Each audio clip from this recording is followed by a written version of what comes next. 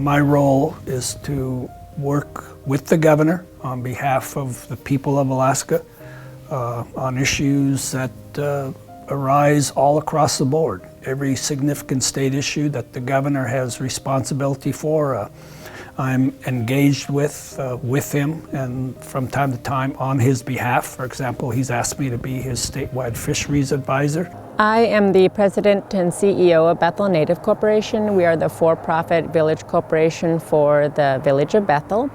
We have about 2,000 shareholders, and I also serve as the co-chair of the Alaska Federation of Natives. And I'm actively involved in the upper management of the corporation. I also sit on several board of directors, such as the Alaska Federation of Natives, ANCSA Regional Association, Resource Development Council, Community Financial, and all these organizations make a lot of decisions that affect hundreds of thousands of Alaskans on a daily basis. The way I define our community for the purposes of my work is the larger Alaska Native community, which is much bigger, and there's a lot more diverse opinions.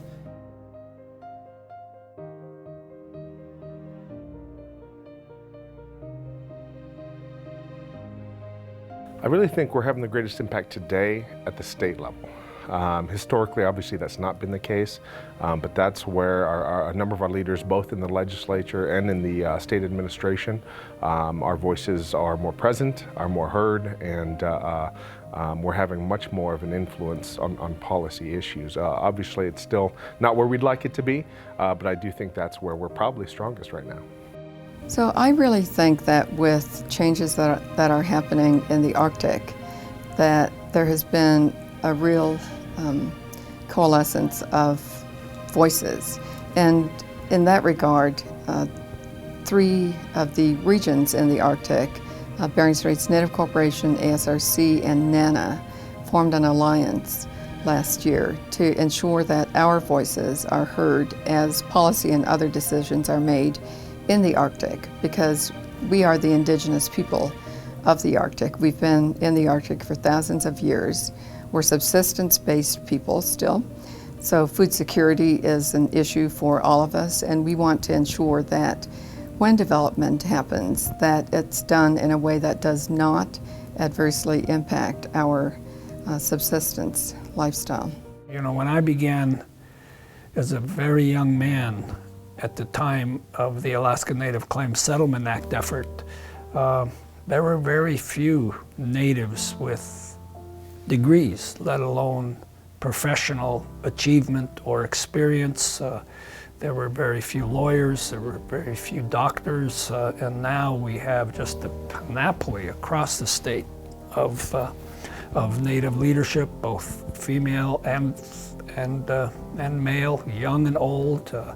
We have a growing cadre of experienced business professionals. We have more and more Alaska Natives involved in our school systems, in our educational systems. We have Alaska Natives. We have an Alaska Native voice in the White House and in departments all across the country.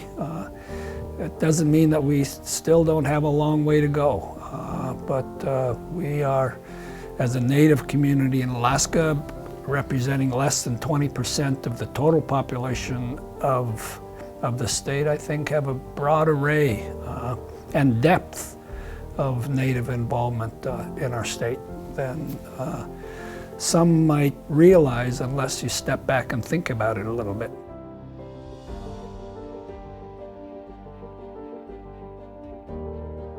Right now, I would say the Small Business Administration's 8A program. Alaska Native people as a whole stand behind that program and the benefits that Alaska Native people have seen because of it.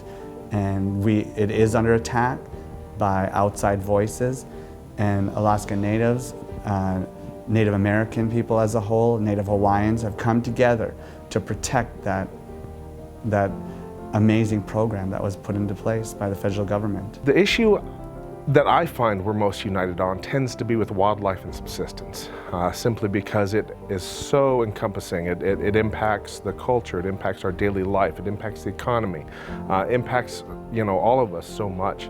It's so integral to the economy, so integral to the community, that I find that we tend to support each other. Even if they're eating something different in Southeast than we eat in Northwest, we still respect the fact that they need to eat and the traditional foods for health reasons, for cultural reasons, and for economic reasons.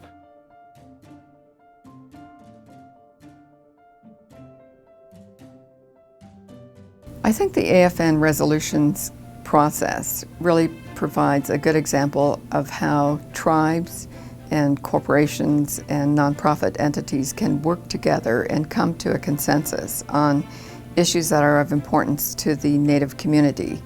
And that process involves resolutions being submitted for consideration to the Alaska Federation of Natives, and then those resolutions are reviewed to ensure that they are statewide in nature and aren't divisive.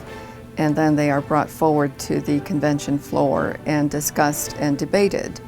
And a lot of times they're improved when they are brought to the floor, because delegates from all over Alaska can have a say in terms of how the final outcome of the resolution is drafted. And I think that really represents when AFN as a whole speaks. When you have all of the delegates speaking as a whole, it really represents a powerful voice in Alaska.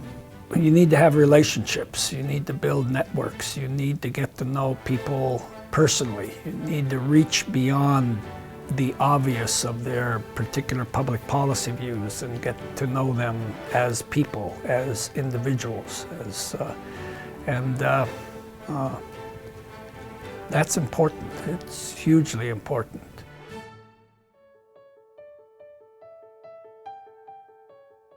What I envision is our leadership being flexible. There's never just one thing that's more important than all things. I think that as Indigenous leaders or non-Native leaders, we are open to and we respond to the needs of our communities, and those are going to vary depending on what defines our community. So despite all of those differences, being able to adapt and being able to come together in a way that can address one or more of these things and be in conversation with others is what I see. In terms of Alaska's future, I'm really hopeful that the decisions that are made that impact Alaska and our lives and the lives of the residents of Alaska, the Indigenous people of Alaska, the businesses that do business here in Alaska, that those decisions are made at our level. That we don't have people who come in and think that they know what's best for Alaska and for Alaskans making decisions when they live 8,000 miles away. Every person's experience, their upbringing adds to the quality of our government. And if we are not inclusive of the state's First People, then the absence is going to be profound.